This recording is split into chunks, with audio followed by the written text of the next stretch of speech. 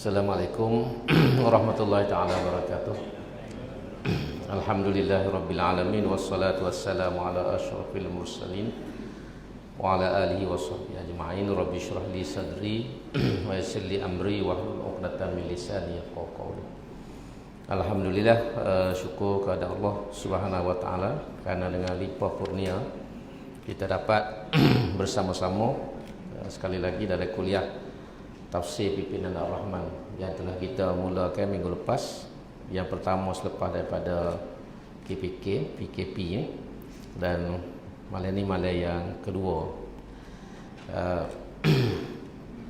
Dalam kuliah yang lepas kita telah baca sehingga tak silap saya ialah ayat 58 rasanya. Cuma untuk malam ini hamba nak mula dengan ayat 57. Yang kita mula dengan ayat 57 surah Yunus, surah yang ke-10, juzuk yang ke-11, supaya kita ada kesinambungan dan kita mula atas tajuk yang sebenar.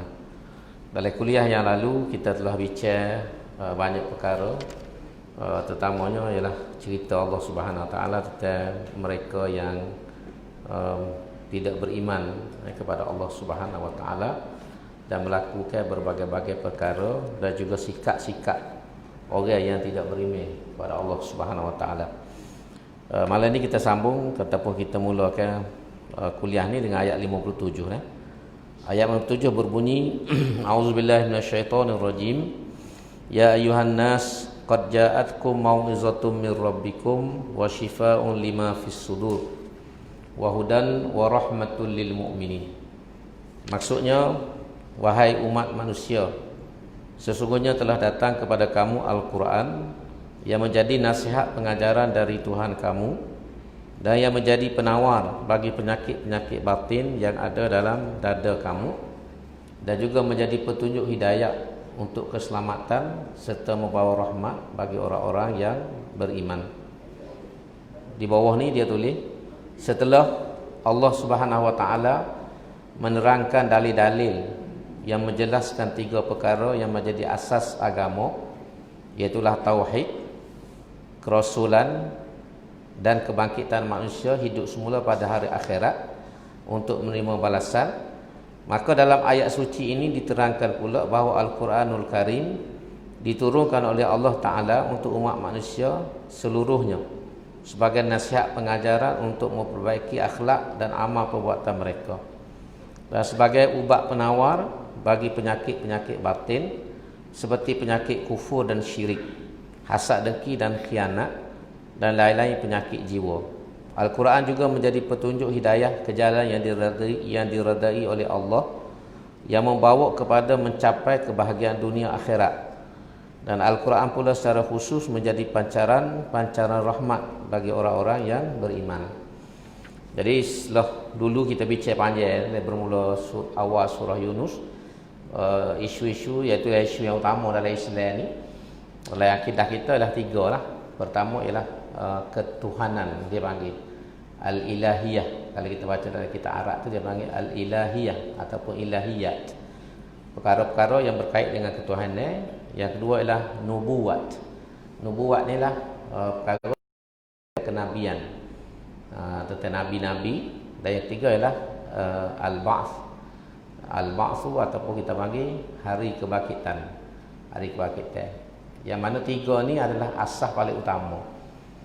Walaupun kita rukun iman ni ada ni, tetapi kalau kita buat rumusan daripada ketiga-tiga ke-enam rukun ni, asas kepada akidah ni tiga, iaitu percaya kepada Tuhan. Tu asas dia, kena percaya kepada Allah Subhanahu Taala sebagai Tuhan yang esa. Kemudian percaya kepada Nabi. Nabi. Jadi antara Tuhan dengan Nabi ni, dia mari malaikat. Sebab malaikat ni menjadi perantaraan antara Allah SWT dengan Nabi, dengan manusia yang dilantik menjadi Nabi.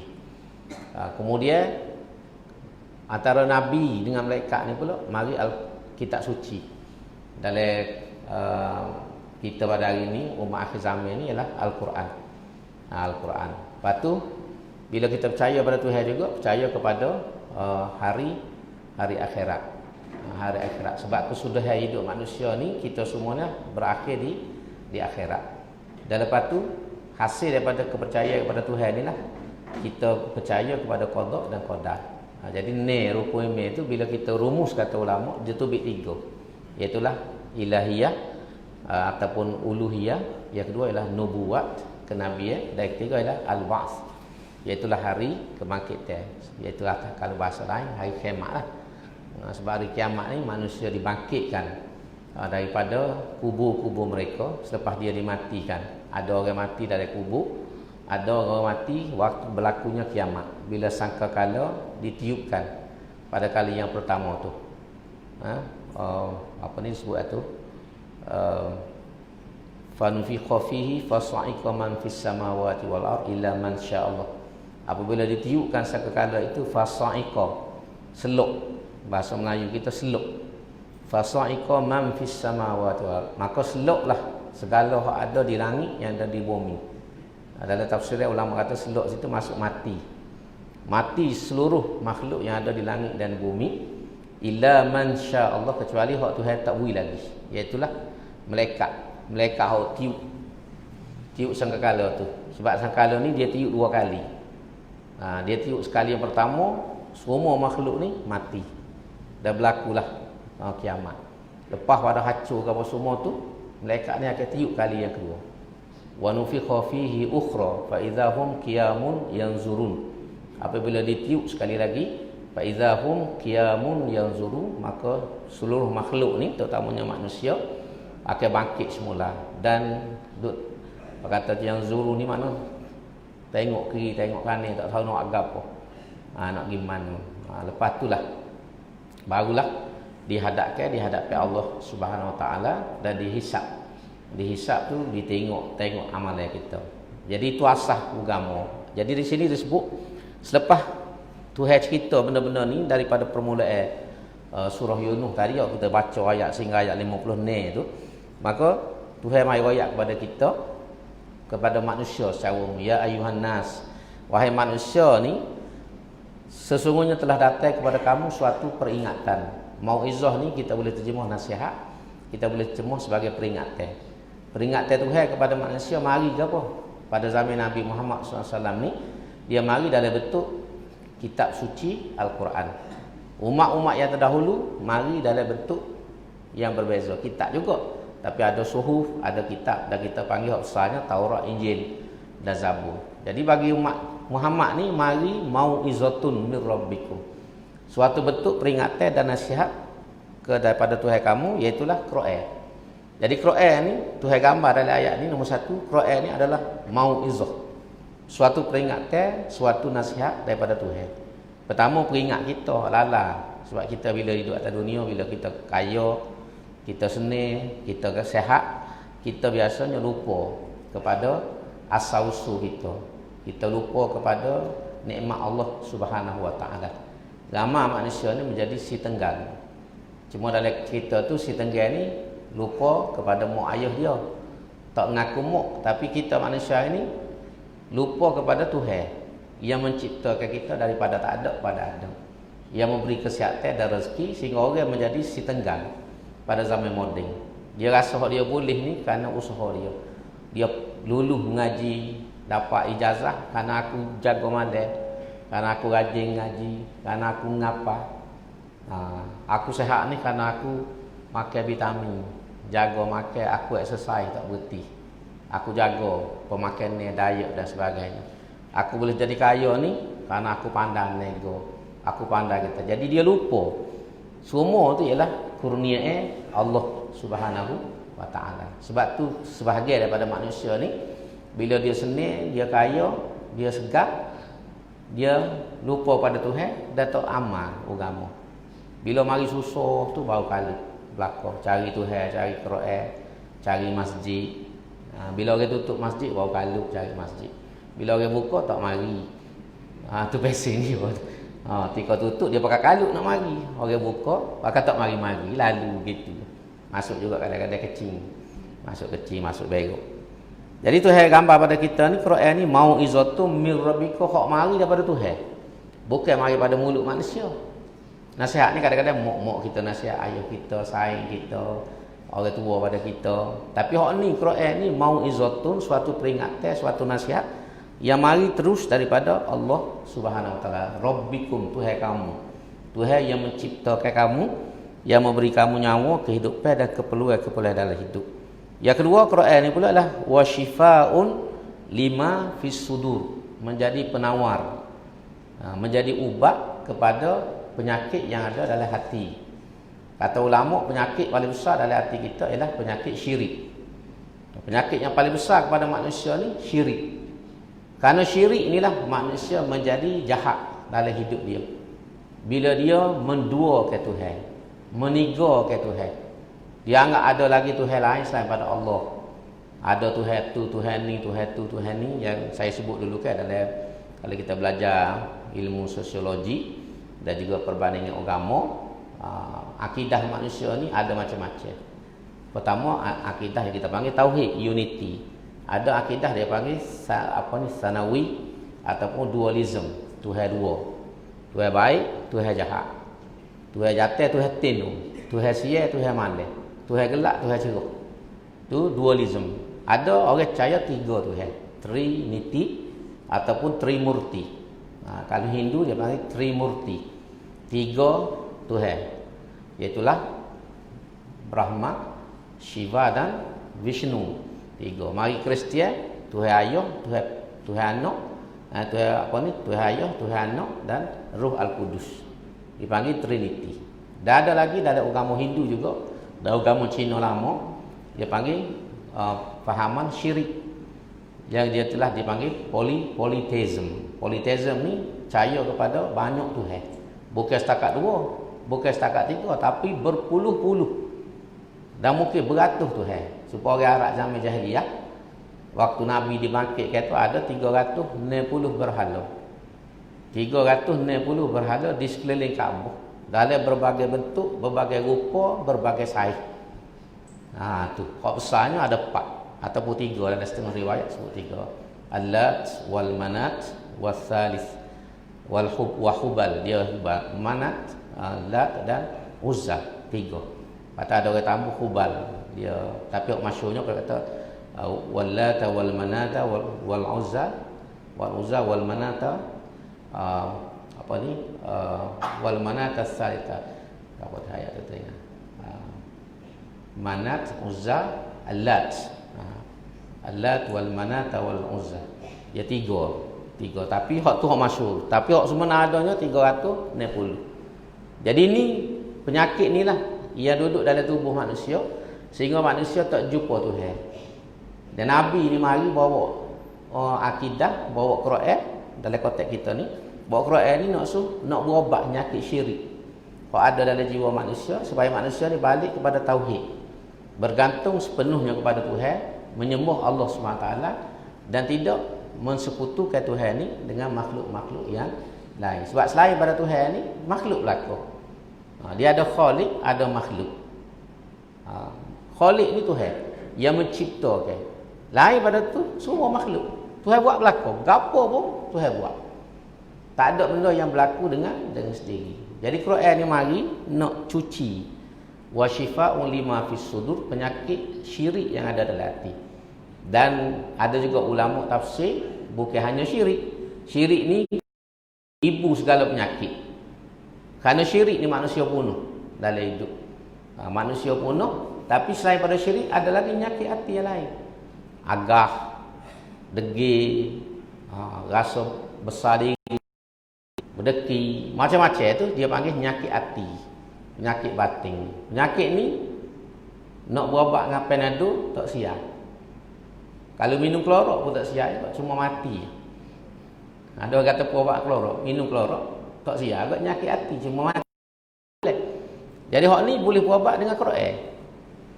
Quran mari ayat-ayat yang Tuhan turun tu kalau kita baca, kita faham, kita boleh berubat hati kita. Kita boleh berubat penyakit hati. Pertama syirik, yang kedua kita rasa kita agak takabur. Takabur ni tapi Tuhan raya.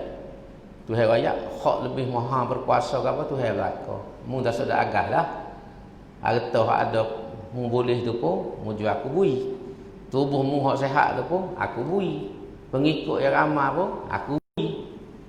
Tu Tuhan ayat. Jadi bila kita faham semua ni, kita boleh berubat penyakit yang ada dalam hati. Jadi menjadi penawar. Dan dalam setengah huraian pula, Quran ni bukan hanya menjadi penawar kepada penyakit rohani, tetapi juga boleh menjadi penawar kepada penyakit jasmani. Ayat-ayat Quran ni boleh digunakan untuk mengubat. Walaupun situ ada khilaf. Ada setengah ulama tak bui kita guna ayat Quran ni untuk berubat. Tapi umumnya memang digunakan ayat Quran. Nabi sendiri berubat sahabat-sahabat kadang-kadang dengan Fatihah, kadang-kadang dengan ayat kursi, kadang-kadang dengan 2 kul ataupun 3 kul campur kul Allah. Orang kena sengak kejeking, betul? Nabi ambil air segelas, Nabi buka garai tu 2-3 buku buh dalam gelas, Nabi baca Fatihah.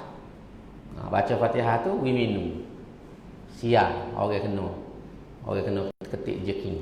Ketik kejeking lah kalau kita kejeking, lipai kejeking ke. Nabi buat lagu tu ya. Ambil air segelas, buh garai buku tu baca Fatihah. Dan Nabi sendiri waktu dia sakit, Jibril dengan Mikail tak silapnya diperintahkan oleh Tuhan turun. Seorang duduk di sebelah kepala Nabi, seorang duduk di ujung kaki. Nabi duduk terguling. Nabi pun sakit dalam satu riwayat, kena sihir. Tapi boleh bangun. Cuma Nabi dia jadi nampak. Benda dia tak buat pun dia rasa dia buat. Jadi terganggu fikiran dia tu. Dia rasa dia tak buat, hak buat dia rasa tak buat. Jadi susah. Jadi akhirnya Tuhan perintahkan mereka ni turun. Walaupun ada setengah ulama mempertikaikan riwayat ni, tapi apa sebut ada dalam tafsir. So Jibril duduk di kepala tidur, Mikail ni duduk di ujung kaki. Keceklah dua ni, Nabi duduk dengar. Tok ni tanya, "Apa kawan ni berguling tak bangun?" Tu dia jawab, "Sakit." "Apa sakit ni? Sakit ke apa?" Dia kata sakit kena sihir. Sihir buat apa? Ya, sihir ni orang ni buat. Duduk sini tempat dia. Lepas tu 2 orang ni pun baca qul a'udzu birabbil falaq, qul a'udzu birabbin nas dengan qul huwallah. Baca tiru kepada Nabi. Baca tiru kepada Nabi. Tadi sehingga Nabi rasa ringan. Tubuh dia, kepala dia pun ringan. Jadi berdasarkan hadis ni lah ulama kata qul huwallah, qul a'udzu birabbil falaq, qul birabbin nas ni antara penawar yang boleh kita gunakan untuk bila kita berhadapan dengan penyakit. Dan Fatihah tu ada satu riwayat, sahabat ni dia pergi berdakwah di satu kampung, bawa berdakwah satu kampung. Orang tu tidak Islam. Kebetulan bila siapa anak kepada ketua kampung tu Tok Ngulu, kalau kita Tok Ngulu ni sakit. Cuma saya dah ingat sakit lagu mana, ketik lipat kalau lagu mana ke. Jadi tak ada orang boleh berubat. Tak ada orang boleh berubat. Jadi sahabat Nabi ni tawar. Lagu mana dia kata kalau aku boleh berubat. Kawan tu janji kalau boleh berubat aku masuk Islam. Kalau boleh berubat anak aku. Jadi dia pun baca Fatihah. Baca Fatihah, cuma tak sebut dalam riwayat berapa kali baca minum air. Siang. Jadi Tok Ngulu tadi wi hadiah. Antaranya ada wi kambing. Wi kambing seekor dia. Jadi nak sembelih dengan saya je. Kau ni kata jangan kita balik dulu tanya Nabi. Boleh ke tak? Makan ni. Sebab ni upah berubat orang. Jadi balik ke Madinah, jumpa Nabi. Cerita hal tu. Nabi kata, "Mu baca ke apa? Mu berubat?" Dia kata, "Saya baca Fatihah ya Rasulullah." Baca Fatihah tu takdir singkat. Lagu mana? Dia tanya, "Boleh makan ke tak?" Nabi kata, "Kalau mu tak siwi kat aku lah." Itu lebih kurang Nabi jawab lah. Ataupun ada satu riwayat tu Nabi kata, "Makanlah, cuma wi kat aku retek." Nabi kata, maknanya boleh. Daripada situlah antara hujah ulama mengatakan boleh kita berubat menggunakan ayat-ayat Quran. Dan orang yang berubat orang ni boleh ambil upah. Boleh ambil upah sebab kawan ni terima kambing nak seekor. Upah. Bukan 20 ya, 30 ya kambing. Boleh kambing seekor. Jadi itu antara benda. Jadi nak kaitnya dengan Quran. Bahawa syifa ni, Quran ni salah satu sifat dia lah syifaun. Dia menjadi penawar, menjadi ubat kepada manusia, terutamanya penyakit rohani. dan juga boleh digunakan untuk mengubati penyakit fizikal ataupun penyakit jasmani. Dah banyak ada orang yang bomo ni dengan ayat Quran. Dia baca-baca bui minum air tawar dengan ayat Quran. Ada orang lagu tu. Dari Ibnu Qayyim dia bicara benda ni dalam kitab dia. Tetap berobat dengan guna ayat Quran. Sebab ada orang, macam saya pernah sebut, ada setengah orang dia petikar. Boleh ke air sejuk lagu tu boleh ada obat. Si baca-baca siuk pergi makan siang. Nasabah kau tu. Kan kita fikir dari segi logik akal. Makan obat hospital pun tak siap. Ni minum air siap. Jadi kata Ibnu Qayyim, pertama dia kata siap tak siap ni kerja Tuhan. Tu asas dia duduk atas kerja Allah SWT. Air ni walaupun zahirnya tak ada apa-apa. Tapi apabila dibaca ke ayat-ayat Tuhan, dibaca ke doa oleh orang yang soleh, orang yang jujur, orang yang kita buat bahasa mudah soleh. Orang yang soleh ni, maka dia memberi kesan kepada air tersebut.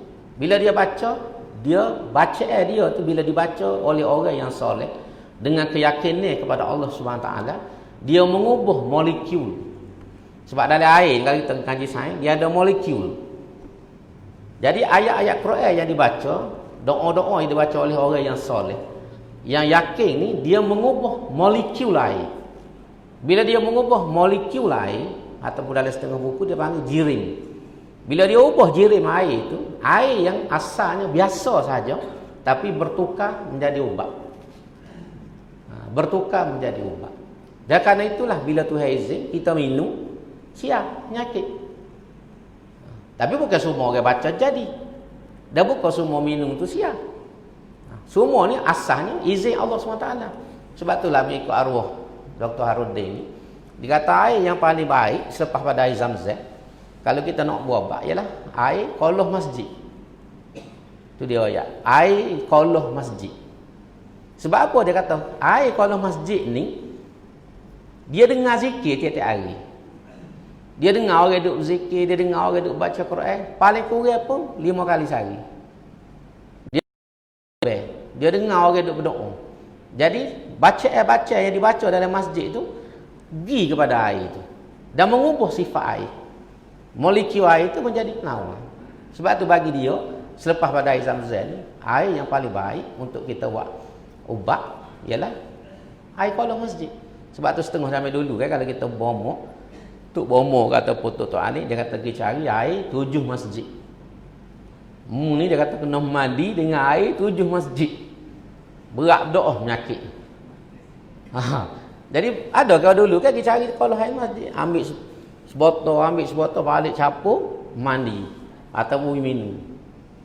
Minum. Tapi kalau orang tak faham agama, tidak percaya dengan unsur rohani, dia tak ada gapo dia akan sejuk. Tapi kalau kita faham agama, kita akan nampak benda ni, kita akan nampak. Sebab tu pentingnya pertama ngajilah, lepas tu kena percaya. Kena percaya. Banyak benda dalam hidup ni bersifat rohani. Penyakit kadang-kadang berpunca daripada masalah rohani. Ada orang lumpuh kerana masalah jiwa. Dia terkena kuat dah jiwa, akhirnya jadi lumpuh. Bukan kerana sakit ke apa, tapi terkena dalam hidup dia, yang menyebabkan dia tak mampu berlawan, akhirnya jadi lumpuh. Secara fizikalnya lumpuh dia, bukan kena apa-apa, tapi lumpuh tu bila dikaji berpunca kerana terkena. Ada orang tak boleh nyawa kerana terkena, bukan kerana masalah jatuh, masalah terkena. Kalau kita setengah ada kita ni tak boleh masuk ada gelap, dia kalau duduk pak gelap tak boleh nyawa lalu. Penyakit ke apa lagi tu? Itu perasaan Perasaan dia tak boleh duduk oleh gelap, dia suruh lemah lari tu. Ada setengah orang tak boleh duduk tempat speed. Duduk tempat speed orang ramah, dia tak boleh nyamah lagi. Cek doktor, tak ada ke satu. Penyakit tu kerana perasaan di jiwa kita. Jiwa kita tu kadang-kadang boleh menyebabkan mari penyakit pada kita. Tu nak oyak kesel. Jadi nak berubat lagi mana bagi kata? Dia kena berubat secara rohani juga. Cocok obat tak ada apa. Dia makan obat tak ada apa. Pasal dia bukan penyakit. Bukan penyakit. Sebab tu ada kes-kes bagi hospital, bagi doktor. Doktor habis cara, doktor tak ada penyakit. Orang ni tak ada penyakit. Pasal penyakit dia tu bukan fizikal. Penyakit tu bersifat rohani. Jadi nak berubat tu kena berubat secara rohani juga. Ni kalau kita tengok daripada sudut agama. Sebab tu setengah doktor kita minta maaf kat doktor. Setengah doktor tu dia tak faham bagai-bagai. Dia kira semua benda ni secara sains berlaku. Dia di segi agama benda ni kita tak boleh tolak. Dia tak boleh tolak sebab benda ni berlaku. Benda berlaku dan bukan ada zaman Nabi ke apa semua. Sebab tu kalau kita jadi doktor, kalau kita belajar sains, kita kena ingat ada benda yang bukan sains. Dalam istilah agama dia panggil metafizik. Tapi kalau kita ngaji sains, kita tak ada bagian ni. Dia fizik ya. Sains. Tapi metafizik ni ialah bila kita bercakap secara rohani. Orang yang belajar tentang kebatin ni, orang belajar tentang rohani ni, kalau kita tak buat agama ni tasawuf, dia marilah istilah metafizik. Metafizik ni benda di sebalik pada benda, perkara di sebalik benda. Yang tidak boleh disentuh, tidak boleh dirasa, tak boleh pegang, itu dipanggil metafizik. Ni hok bertembung kadang-kadang sains dengan agama. Sebab agama ni dia banyak benda yang bersifat metafizik. Sebab tu kita baca Quran. Alif lam mim zalikal kitabul la raiba fihi hudal lil muttaqin. Tu ayat Quran ni jadi petunjuk pada orang yang bertakwa ke apa? Orang ni antaranya wa yu'minuna bil ghaib. Antara asah akidah kita Islam ni beriman dengan perkara yang ghaib. Ghaib telah dipanggil metafizik. Tuhan ni nak tengok tak boleh. Nak sentuh tak boleh. Nak gambar tak boleh. Nak dengar tak boleh. Jadi kalau kita dah ambil sains saja, orang tak percaya Tuhan. Sebab Tuhan ni memang tak boleh nak tengok tak boleh. Nak tengok tak boleh. Nabi Musa boleh kecek, tak boleh tengok. Nabi Musa tu dia panggil kalimullah, dia boleh kecek dengan Tuhan. Tengok tak boleh. Kayak ayat Amos cerita dulu. Pernah Nabi Musa bila naik atas bukit terus Sina, dia minta. Walamma jaa Musa limiqatina wa kallamahu rabbuhu qala rabbi arini anzur ilaik. Apabila Nabi Musa datang ke bukit Tursina untuk bermunajat, dia minta, qala rabbi arini anzur ilaik. Wahai Tuhan, tunjuklah rupamu, wajahmu kat aku nak tengok. Dia minta tu. Duduk atas bukit, atas gunung. Lalu Tuhan kata, qala lan tarani. Wahai Musa, kata Tuhan, mu tak boleh tengok aku. Atas dunia ni lan tarani, kamu tak akan dapat boleh tengok aku. Lan tu lan yang menafikan. Pah bila pun selagi mu hidup atas dunia ni mu tak boleh tengok aku. Kerana tengok Tuhan ni hanya akan berlaku di akhirat dan di syurga. Orang kafir tak boleh tengok. Orang beriman saja bila masuk syurga, nikmat yang paling besar kata ulama dalam mazhab kita ahli sunnah wal jamaah ialah ru'yatullah, melihat Allah Subhanahu wa taala. Mu'tazilah tolak, dia kata nak tengok Tuhan ke mana. Kalau tengok Tuhan bertepat, Tuhan berupa. Dia satu cerita lain. Tapi tu. Jadi Nabi Musa ni tu aja qala lan tarani. Tapi kalau munak juga kata Tuhan, walakin unzur ilal jabali. Mu tengoklah atas gunung, hok mu duk cacik atas gunung. Dia duk cakung atas gunung tu. Tuhan kata mu tengok gunung. Unzur ilal jabali fa inistaqarra makanahu fa saufa tarani. Kalau gunung bukit dia tak gerak, senyap molek, kemah molek, mu boleh tengok aku. Tu saya kaya. Bukit ni tak kocok, tak gapo, boleh tengok aku. Tu saya kaya. Fa inistaqarra makanahu fa saufa tarani. Falamma tajalla rabbuhu lil jabali. Bila Tuhan ni tajalli ni tak boleh nak terjemah bahasa. Hamba tak jumpa perkataan Melayu yang tepat. Dalam kitab pun dia panggil tajalli. Falamma tajalla rabbuhu lil jabali. Apabila Tuhan mentajallikan dirinya di atas bukit atau atas gunung tersebut, ja'alahu dakka. Bukit atau gunung tadi bergegar, berkocok. Kocok. Sebesar-besar bukit gunung tu, bila Tuhan tajalli, ja'alahu dakka, berkocok gunung tu. Apa ni? Tajalla rabbu Apalamma tajalla rabbuhu lil jabal ja'alahu dakka wa kharra Musa sa'iqa. Bila gunung tu bergegar, Nabi Musa seluk. Rebuh seluk. Wa kharra Musa sa'iqa. Kalau kita jatuh terduduk, pakai seluk tu. Tak khabar apa. Seluk. Sa'iqa ni seluk. Kita faham kan seluk, bukan seluk kera. Seluk betul ni. Kom seluk kera ni bok jatuh mau tahu kah pula. Ni dia wa kharra Musa sa'iqa. Musa ni jatuh. Kalau kita jatuh terletak selok tu. Falamma afaqa, bila dia sedar, tak tahu lama mana dia selok tu, satu khabar. Falamma afaqa, bila dia khabar tu, dia sedar. Tak lih nak tengok Tuhan. Tuhan baru tajalli kudrat dia, kata ulama. Hak sebenar tak turun lagi. Qala, tubik mulut dia, qala, Nabi Musa berkata, subhanaka, maha suci engkau wahai Allah. Tubtu ilaika, aku taubat. Aku bertaubat hari ni, taubat selalu. Mana bertaubat daripada hak dia minta nak tengok sangat. Tubtu ilaika wa ana awwalul muslimin, akulah orang yang mula-mula beriman. Dia tunduk pada kamu dalam masa tu. Moga dia hak pertama beriman sebelum ada orang lain. Nak ayat setara Nabi Musa ni yang boleh berhubung secara terus dengan Tuhan, tak boleh tengok Tuhan. Tengok ni tengok esok. Nak ayat Tuhan ni ghaib. Pak amun nak kaitnya, iman kita dalam Islam ni asalnya beriman bil ghaibi, dengan benda yang tak nampak. Syurga, neraka, dosa, pahala, malaikat. Ni barang tak nampak berlaku. Maka sebab tu kita orang beriman, dia kena pergi barang lagu ni. Jangan semata kita ngaji sains, kita siapa tak ada barang ghaib ni. Kita anggap semua nak kena explain secara fizikal belaka. Tak betul di segi kita ngaji agama. Sebab ada unsur dalam hidup ni yang ghaib sifat dia. Yang di luar daripada indera manusia untuk tengok.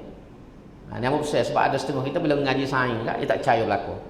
Tak percaya berlaku duk kira ikut saintifik. Ni kadang-kadang kita lari daripada agama. Baik, balik pada kita. Jadi Tuhan sebut sini Quran ni wasyifaa'un lima fis sudur. Wahudan, dan menjadi petunjuk hidayah, panduan, warahmatun, dan menjadi rahmat kepada orang yang beriman. Sebab dengan Quran ni, kalau kita duduk molek dengan ajaran Quran, banyak masalah boleh selesai. Dan ada orang Tuhan beri selesai masalah dia, penyakit dia dengan Quran ya. Ada satu ceritalah. Amo pun dengar riwayat. Seorang perempuan sakit kanser berat, dia cerita ni. Jadi tak cakap ikhtiar dia. Akhirnya seorang ulama nasihat dia suruh pergi umrah. Pergi sana dia kata, mu ambil peluang, duduk dekat Kaabah, buat ibadat dekat Kaabah, baca Quran, minum air Zam-Zam dan berdoa. Dia pergi duduk dekat lebih kurang sebulan. Dan Tuhan beri ke dia umur panjang. Dia duduk dengan tawah dengan sembahyang, minum air Zam-Zam, baca Quran. Tak cara pun makan air pun sikit-sikit tu. Tapi dengan takdir Tuhan, apa ni sebulan tu Tuhan beri siap berkat duk baca Quran duk apa. Dan ayat ni kalau kita tengok ni, kalau kita baca tafsir dia dalam Quran ni dulu lama sebut batang boleh balik ni takut kita tak ingat. Dia ada ayat dia panggil ayatus syifat, ayat penyembuh dalam Quran. Dia ada ni tepat dalam Quran. Dan ayatus syifat ni bermula daripada seorang ulama tasawuf. Mana syok? Mana? Dah lihat tu pun. Kau mari hok parlimen tadi. Mari pasal ni. Siapa dia technician. Tak bunyi tu. Bunyi, tak bunyi. Boleh dengar suara tapi jadi boleh dengar tak? Jadi dia riwayatnya Imam Qushairi. Al-Qushairi ni salah seorang ulama yang terkenal, tapi dia ramai kemudian. Dia cerita dia satu kali anak dia sakit, tak dengar. Gepo. Oh ni tak boleh nasib lah.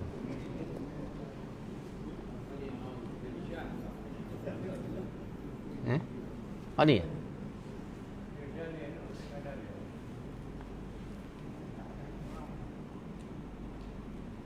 Tak bunyi gos. Syok, takut syok ibu.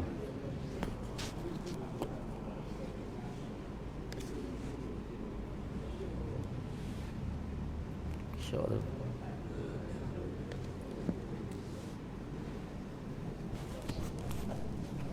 Macam dia panah. Tak apa.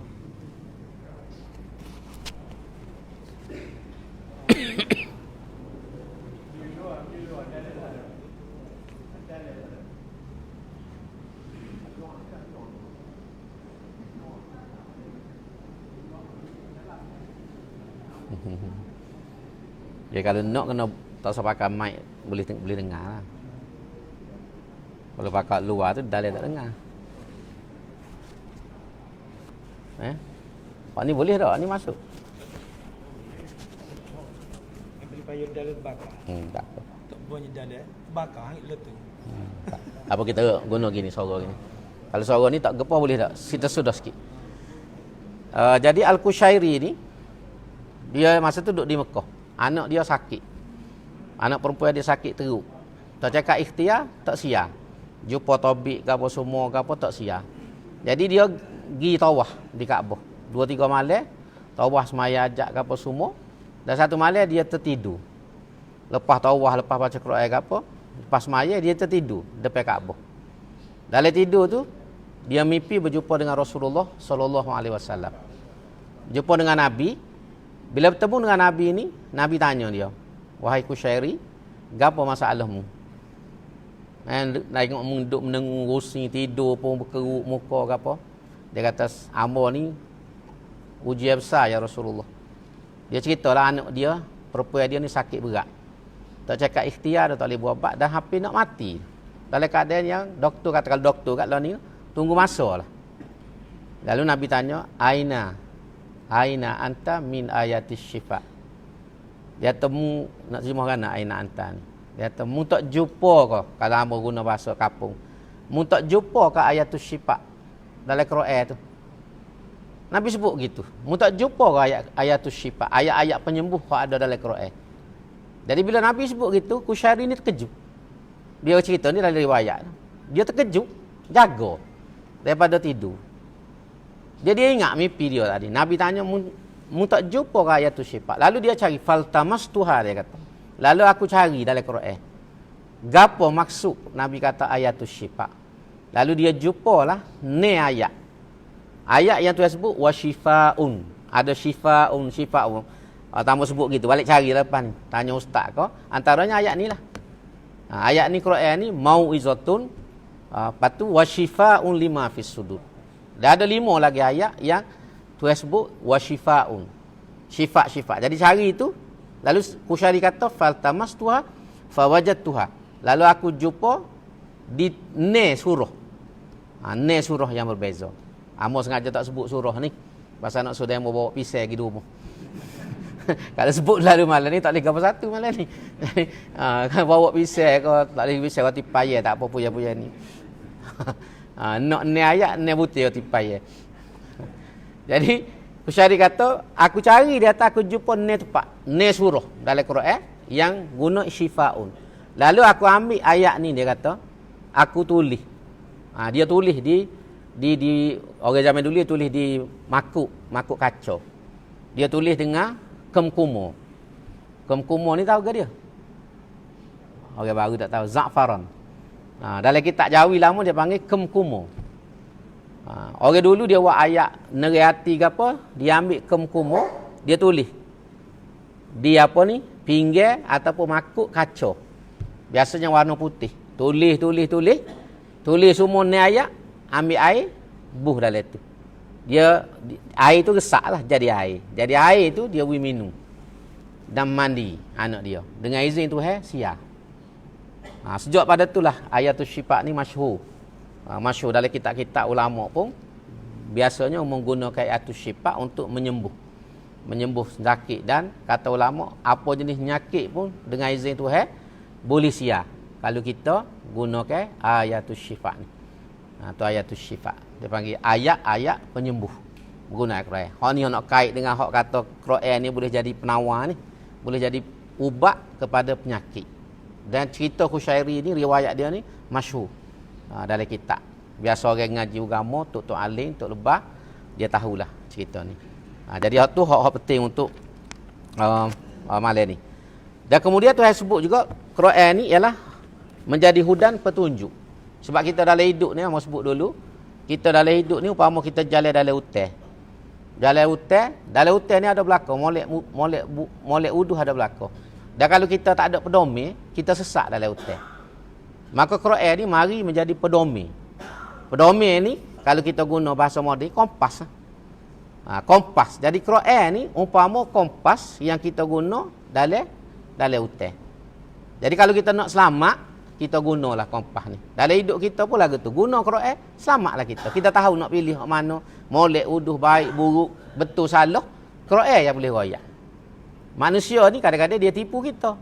Hak molek dia kata wuduh. Hak wuduh dia kata molek. Jadi kita nak betul tu Quran. Sebab itulah kita orang Islam dengan Quran ni tak boleh jauh. Tak boleh jauh dengan Quran. Bukan setakat baca. Kita hari ni baca ni alhamdulillah. Goliknya kita orang Islam baca. Tak mau boleh puasa. Tapi baca saja tidak cukup. Quran ni lah untuk menjadi hidayah. Hidayah ni bukan dengan baca. Dengan memahami kandungan yang ada. Barulah kita boleh dapat hidayah. Kalau kita ada kompas, kita tak kerti baca kompas. Tak tahu lah ke mana. Kompas. Betul lah gitu. Ada betul. Tapi tak kerti baca. Ataupun tak baca. Kita tak boleh tunjuk juga. Quran pula gitu. Ada dengan kita. Tapi kita baca pun tak. Ataupun baca dengan tak kerti. Baca dengan tak kerti atau baca tujuan lain. Orang boleh betul, nak buat petunjuk. Kita boleh betul, buat buku. Bagi contoh. Boleh kompas, buat hiasan. Kompas ni sebab tu untuk penunjuk jalan. Tapi kita buat hiasan. Buh dalam beg. Tak jumpa jalan juga. Quran pula gitu lah. Kemudian, hak Tuhan kata akhirnya, wa rahmatun lil mu'mini. Menjadi rahmat kepada orang yang beriman. Quran ni jadi rahmat kepada orang beriman. Dan pucuk besar kita ni, ulama-ulama tulis, sebab kita orang Islam ni, terutama pada akhir zaman, ya, jadi lagu ni, macam-macam masalah, macam apa, pasal kita tinggal Quran. Kita tinggalkan Quran. Kita tidak pergi kepada Quran, kita tidak amal Quran. Sikit-sikit tu kita ambil lah, bab semaya, bab puasa. Lain pada tu, cara hidup, cara gapo, cara hidup kita tak guna Quran. Pada Quran ni, royak belakang dah. Kalau kita ngaji Quran ni, ada belakang jawab dalam Quran. Quran sebutin. Tapi kerana kita tadilah baca pun baca surah Yasin hari malam Jumaat. Baca apa ni? Surah Waqiah. Tu pun baca tu tujuan apa?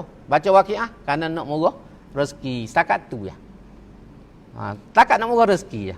Kita baca Yasin ni kerana orang minyak ngamuk dalam kampung. Pakak baca Yasin habis.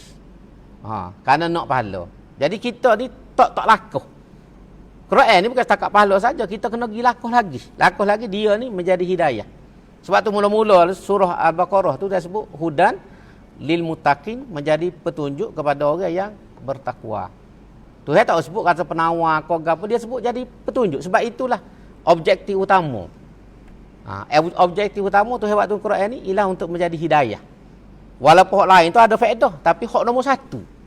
Nombor satunya ialah untuk menjadi hidayah. Kalau kita kata lampu pecek. Lampu pecek tujuan utama nak suluh jalan. Walaupun boleh buat macam-macam, buat mekong boleh. Lampu pecek tidak gitu Tangi parok boleh buat mekong.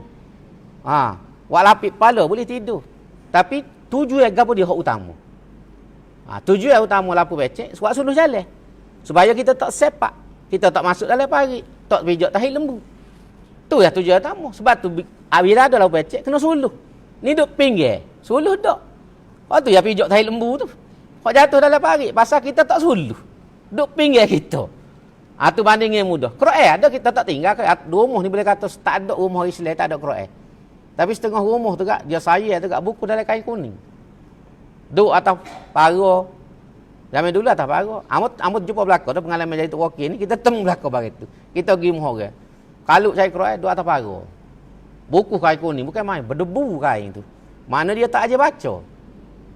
Dia tak aja baca. Jadi saya kita jaga Quran tu tak kena.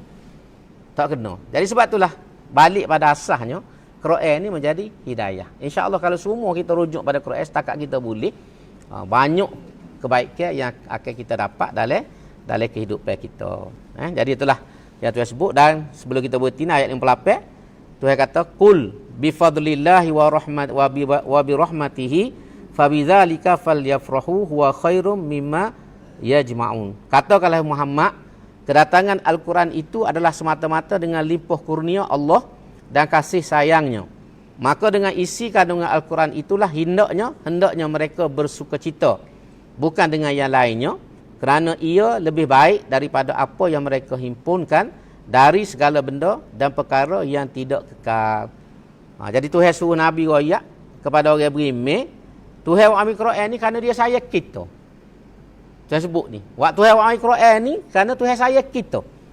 Dia tak sebi kita sesak dalam hidup, tak sebi kita susah, tak sebi kita serabut, tak sebi kita ni tertekan dalam hidup, tak sebi kita ni sakit jiwa, tak sebi kita ni balah tak tu kalu, tak sebi kita ni hilang pucuk dalam kehidupan. Maka Tuhan ambil Quran. Jadi gunalah Quran tu seperti mana Tuhan tujuan Tuhan atas kita. Sebab kita tahu dalam hidup ni banyak masalah. Tak ada orang tak ada masalah. Masing-masing tak serupa masalah. Jadi lagu mana nak selesai masalah? Quran raja sesuatu. Macam-macam tu ayat dalam Quran ni, gitu gini, kena ayat malam ni tak ada habis. Tapi kalau kita baca Quran tu, ada jawapan belaka. Lagu mana nak selesai masalah, nak gapo. Dan bila kita pergi Quran ni, Allah, jiwa jadi tenang. Sebab ni masuk PKP, ramai orang, dia ayat sedap boleh baca Quran. Tenang jiwa. Duduk baca Quran semua. Dia mari ke tenang ni. Dan dibaca dia faham pula. Koholah jadi masuk dalam hati. Tapi kalau masuk PKP ke apa duk main tengok TV video, kau serabut perut ada. Dia jadi kau serabut perut. Tak selesai masalah. Kita masa PKP ni kak, duk main kau ni banyak. Pada baca Quran. Mujur kaji free 1 gigabit. Kan tidak jenuh bayar apa ni. Mana beratnya kita tu. Sepatutnya masuk PKP tu lah kita ambil masa untuk baca Quran. Bukan suruh baca 24 jam siapa tak kerja buat. Tapi ada masa, tika tu lah kalau kita nak baca sikit pun daripada skala. Tapi kadang-kadang kita tengok gambar. Hak tak baca. Duk sibuk dengan internet, duk sibuk dengan WhatsApp, dengan gapo. Pas kerja dia duk ngodah makan ni.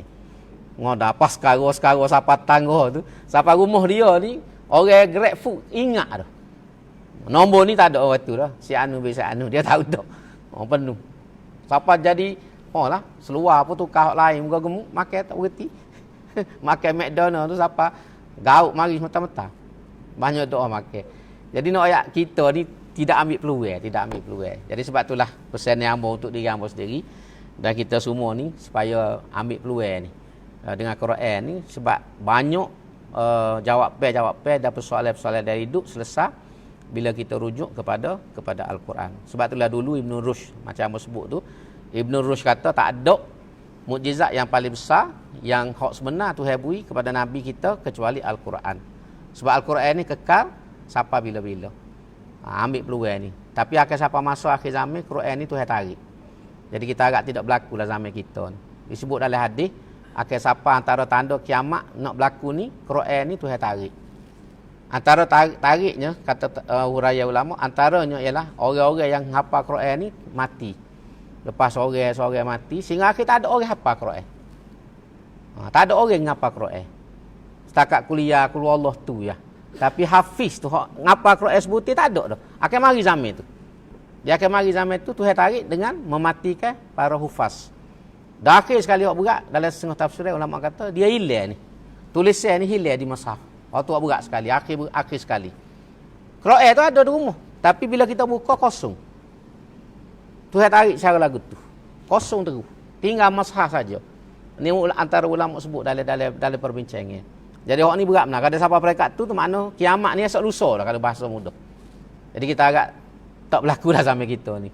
Dan memang dari segi adab pun kalau kita baca lagi kitab tu tak ada berlaku dengan kita ni. Tak ada walaupun kita pergi umur 95 pun tak ada. Tak ada dengan kiamat ni. Bukan sampai kita. Cuma hijau Tuhan kita tak tahu esok lusa boleh berlaku kalau Tuhan nak kan. Tapi kita kecek dari segi adab. Adabnya berdasarkan tanda-tanda yang Nabi sebut dalam hadis. Kalau nak Quran sebut dalam Quran tu, dia tidak akan berlaku dalam masa sehari dua. Dia akan ambil masa dan tak ada dengan umur kita ni. Kita hak ada hamba Tuhan-Tuhan ni tak ada. Sebab masa tu tahu bila. Tapi ketentuan Tuhan kita tak boleh nak kata. Dia Tuhan nak ni innama amruhu Iza arada syai'an tu an yaqula lahu kun fayakun. Esok boleh jadi hijau kalau dia nak. Tapi kita kecek di segi adab akal kita. Secara logik akalnya tidak akan berlaku zaman kita. Tapi antara tanda tadi ulama kata diangkatkan mushaf. Akad mushaf ni ulama tafsir lah. Antaranya dimatikan hafiz. Orang ngapa Quran ni pas sore mati sehingga tak ada orang ngapa. Orang tak ada dah. Cari dalam kampung mana pun tak ada. Dah hak paling berat kata ulama diangkat mushaf ni dengan cara hilang tulisan, raib. Jadi kosong habis. Hak tu berat benar.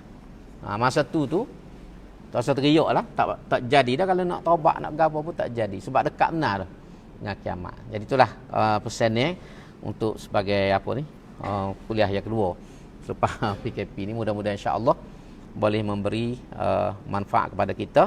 Kita berhenti dan insya-Allah kita akan sambung ayat 59 dalam kuliah yang akan datang. Aku qauli hadza wa astaghfirullahalazim li wa lakum. Wassalamualaikum warahmatullahi taala wabarakatuh. Bismillahirrahmanirrahim. Alhamdulillahirabbil alamin wassalatu wassalamu ala asyrafil mursalin wa ala alihi washabihi ajmain. Rabbana ighfir lana dzunubana wa israfana fi amrina wa tsabbit aqdamana wansurna 'alal qaumil kafirin. Rabbana zidna ilma wa hab lana hukma wa alhiqna bis solihin. Rabbana atina min ladunka rahmatan wa hayyi lana min amrina rasyada. Rabbana la tuzigh qulubana ba'da idh hadaitana wa hab lana min ladunka rahmah innaka antal wahhab.